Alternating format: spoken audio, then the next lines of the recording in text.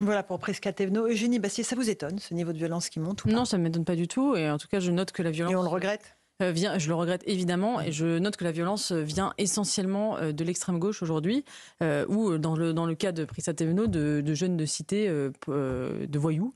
Je note d'ailleurs que, et avec raison, tout le monde a condamné l'agression de Prisca Thévenot de l'ensemble du spectre politique.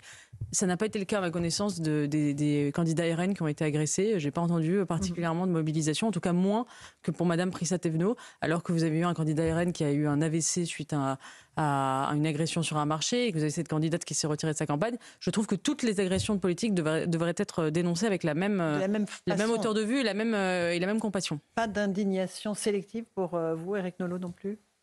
Non, mais il y a toujours eu des crépages de chignons entre couleurs d'affiches, mais là, on parle de tout à fait autre chose. On parle d'une violence inédite, on parle d'une violence physique qui est la conséquence directe de la violence verbale que moi j'ai jamais entendue, alors que j'ai quand même suivi quelques campagnes électorales, et notamment l'importation sur le sol français du conflit israélo-palestinien. Il y a une violence verbale qui ne peut que se traduire sur le terrain par des actes tels que ceux qu'on a vus. Mais en effet, je constate et je déplore que selon l'identité de l'agresseur et de l'agressé, l'indignation est à géométrie variable. Ou la couleur politique, oui. Oui, mais franchement, il devrait y avoir là aussi un principe républicain, une condamnation automatique. On s'en fiche de l'identité de l'agressé et de l'agresseur. C'est simplement insupportable. Mais vous savez en que pour démocratie. certains, la violence est un instrument politique. Voilà, exactement. C'est ce que je vous dis. C'est malheureusement, ils ont intégré ça dans leur discours, et il ne faut pas s'étonner que ça soit traduit en actes. François Ruffin a quand même dit, maintenant il est dans le camp du bien et de la démocratie, mais il avait quand même dit à propos de Macron, il finira comme Kennedy.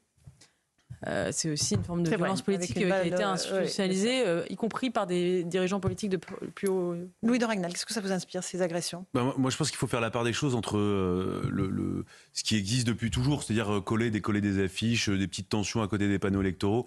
Ça a toujours existé, de la violence. Et là, pour le coup, c'est de la violence contre des personnalités publiques, contre des gens qui s'engagent et qui sont en campagne. Et je vous rejoins évidemment sur les condamnations qui sont vraiment à géométrie variable.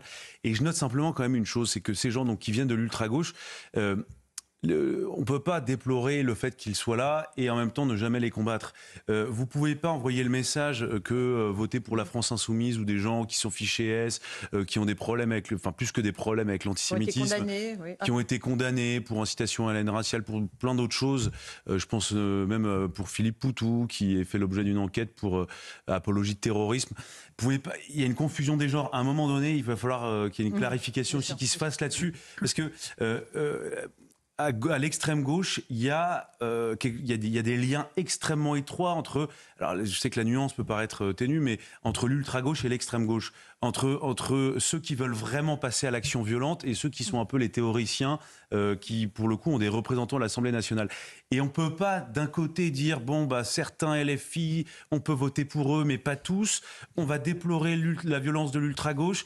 Mais tout ça, c'est la même famille. Ils sont tous cousins germains. Non, mais réellement. Et je pense que, à un moment donné, on sera obligé quand même de dire les choses parce que ça ne peut pas continuer comme ça. André Valigny, je vous vois songeur.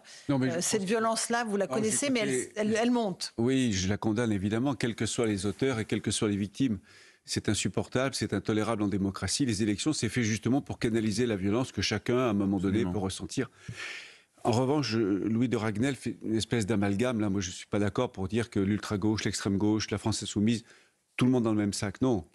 À la France insoumise... Ils ont tous des liens entre eux. Comment ? Il y a des passerelles.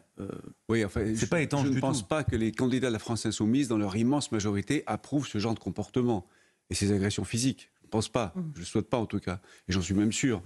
Donc, il ne faut pas tout amalgamer. Et j'ajoute que pendant les campagnes électorales des années 70, 80, moi, je me souviens, ça allait plus loin que des crépages de chignons dont parlait Éric tout à l'heure.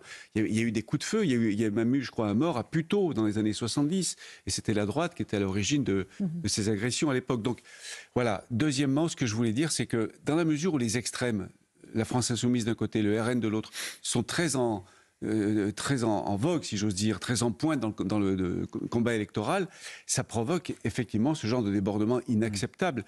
Et le pays est à cran avec cette dissolution imposée au pays, brutalement imposée au pays, ces élections anticipées, improvisées, bousculées, tout ça crée de la tension dans le pays, c'est évident. Bien sûr. Et sur les policiers qui sont en première ligne, Denis Jacob, toujours pour juguler ces pulsions-là. Oui, on est là pour empêcher le désordre dans quelques circonstances que ce soit. Et là, c'est vrai que malheureusement, et je ne suis pas tout à fait d'accord avec vous sur la France insoumise, mais entre autres, c'est-à-dire que quand on a des politiques qui tiennent des discours d'agressivité, des insultes, d'invectives, ça ne peut qu'encourager ceux qui s'assimilent à tel ou tel camp de s'en prendre à l'autre camp politique sur le terrain et d'avoir des actes de violence comme on vient de le vivre. Je disais simplement qu'ils n'approuvaient pas ce genre de Alors, s'ils ne l'approuvent pas, on ne les entend pas beaucoup. Alors, attendez, terminez, Denis Jacob. J'aimerais bien les entendre un peu plus souvent. Excusez-moi, mais j'ai l'impression quand même qu'on aseptise certains propos et pas d'autres. Quand on a des propos racistes de la part du rassemblement, de certains représentants du Rassemblement national, et c'est normal qu'on les dénonce, c'est pas acceptable qu'il y ait des propos racistes. Mais quand il y a des actes ou des propos antisémites, là, je prendrai l'exemple des 8 membres jeunes de garde là, qui s'en sont pris à un gamin de 15 ans juif après la conférence de soutien à Gaza organisée par Rima Hassan. La première chose qu'elle dit, elle ne condamne pas, elle dit « j'étais pas au courant ». Donc à un moment je ne les connais pas. Donc, à un moment donné, il ne s'agit pas de savoir si... Le débat n'est pas dire elle est responsable, pas responsable. Non. Le débat, c'est que quand on a une personnalité politique qui a connaissance de ces actes, elle doit les condamner immédiatement. Mais il y a quand même une grande différence entre, justement, la violence, elle peut exister à l'extrême droite, il y a des groupes, mais elle n'est pas théorisée. Il n'y a pas de responsable politique du Rassemblement national qui théorise ça. Ils n'ont pas un think tank où ils invitent des théoriciens qui justifient l'usage de la violence. La France insoumise le fait. L'Institut La Boétie a invité Andreas Malmö, ce penseur suédois, auteur de Comment faire sauter un pipeline, qui justifie le recours à la violence. Marc Breck est un penseur influent dans les milieux antifascistes. Justement, lui, il a en plus étendu la définition de l'antifascisme. Il dit l'antifascisme, ça n'est pas que lutter contre le fascisme, c'est lutter contre tous les fascismes.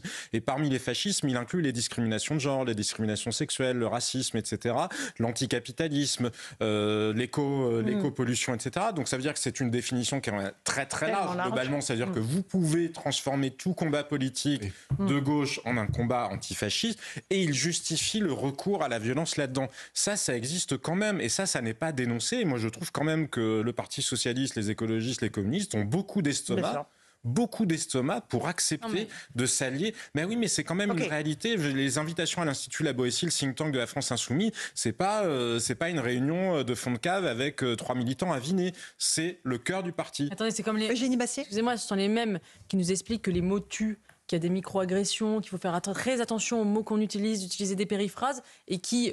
relativise la violence des mots quand elle est issue de rappeurs qui appellent explicitement au meurtre, à la violence envers des personnalités politiques. Alors là, il faut remettre dans son contexte, il ne faut surtout pas prendre au premier degré, des artistes, etc. Et de la même façon, vous n'entendrez jamais un responsable d'extrême gauche condamner la violence d'ultra-gauche. Ça n'existe pas. Jean-Luc Mélenchon, à chaque 1er mai, il y a des casseurs et à chaque fois, il dit c'est la faute de la police, c'est la police qui les a provoqués.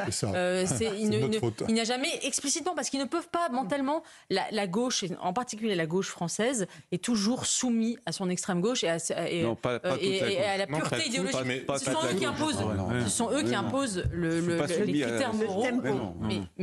Alors André Valigny se rebelle.